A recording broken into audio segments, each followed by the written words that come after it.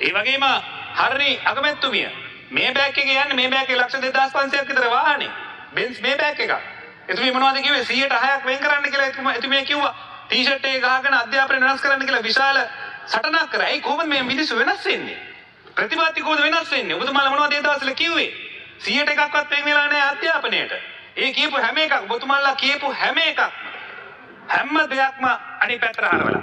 ජනාධිපතිතුමා කිව්ව දේවල්, විමල් මහත්තයා කියපු දේවල්, අගමැතිනිය කියපු දේවල් සියලු දේවල්ම ප්‍රතිපත්ති වෙනස් වෙන්න පුළුවන් 100%ක් 106ක්. හැබැයි සියලු ඔබතුමාට hina වෙන්න පුළුවන් අපි ඒ කාලේ හිටිය විපක්ෂයේ දැන් ඉන්නේ ආණ්ඩු පක්ෂයේ කියලා. එහෙම බෑ.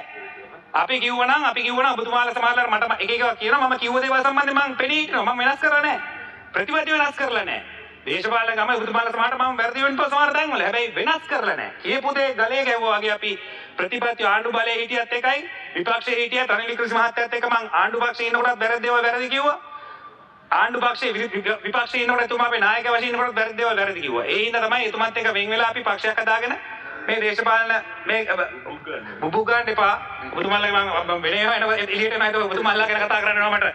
ඒ හින්දා විශේෂයෙන්ම ඒ පොත ලියලා තාම තියෙනවා අපි බිනී මැරුවේ නැහැ. හොරකම් කරේ නැහැ. ට්‍රාන්ස්ෆෝමර් ගිනි තිබ්බේ නැහැ.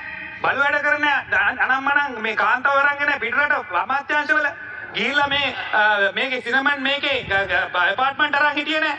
ඒ හින්දා මහත්තයෝ මේ ගල් ගන්න උඩට බලාගෙන මූණ දිහා බලාගෙන ගල් ගන්න විදුරු දිහා බලාගෙන හොර උප්පු ලියුවේ නැහැ. ඒ හින්දා අපි ගෙලින් කතා කරමු.